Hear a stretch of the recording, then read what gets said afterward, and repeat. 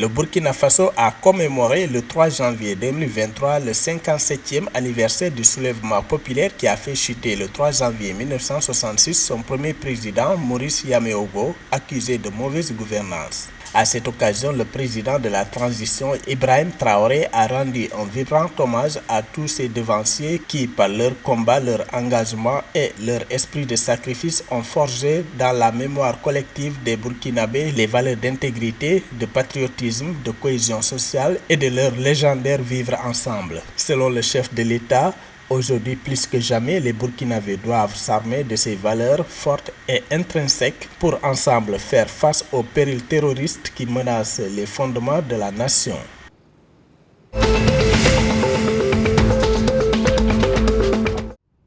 La Guinée s'est lancée dans un vaste projet de récupération des biens de l'État. Les expulsions se sont poursuivies le mardi 3 janvier 2023 dans le quartier de Kamayel, situé dans la commune de Dixine à Conakry. Plusieurs maisons ont été réduites en cendres selon les médias nationaux.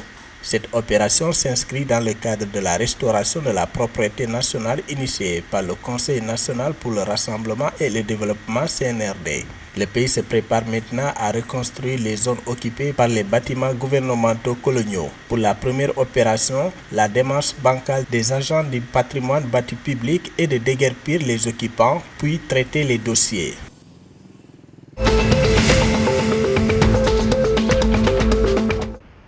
Le gouvernement ivoirien a annoncé un taux de croissance d'environ 7% par an sur la période 2023-2025. Lors de son traditionnel message à la nation le 31 décembre, le président de la République a indiqué que les perspectives économiques de Côte d'Ivoire demeurent bonnes avec un taux de croissance projeté à environ 7% par an sur la période 2023-2025.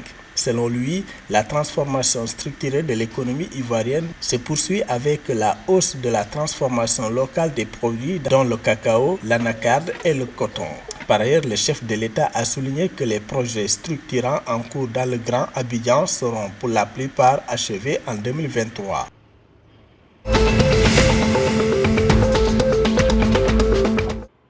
Au Nigeria, 17 jours après que la Banque centrale du Nigeria, CBN, a émis des billets de 200 naira, 500 naira et 1000 naira redessinés, des millions de Nigérians ont du mal à trouver les nouveaux billets. Selon les médias nationaux, les habitants des villes telles que Abuja, Kano et Lagos s'inquiètent de la pénurie de nouveaux billets, en particulier dans les guichets automatiques bancaires.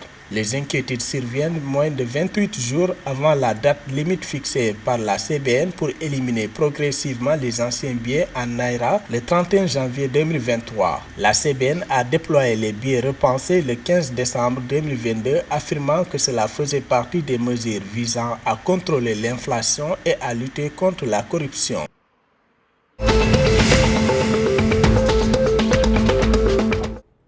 Au Togo, le salaire minimum interprofessionnel garanti SMIC a connu un relèvement dimanche 1er janvier 2023 pour passer de 35 000 à 52 500 francs CFA. Selon une annonce faite le vendredi 30 décembre 2022 par le Conseil national du patronat togolais, le gouvernement et ses partenaires sociaux sont en effet parvenus à un accord en ce sens. La proposition de 52 500 francs CFA a été soumise à l'équipe gouvernementale de Victor Toméga Dogbe. Au Togo, le SMIC à 35 000 était en vigueur depuis 10 ans. Cette avancée, fruit d'une gouvernance concertée, a été saluée par le président togolais Faure Gnassingbé dans son discours à la nation en cette fin d'année.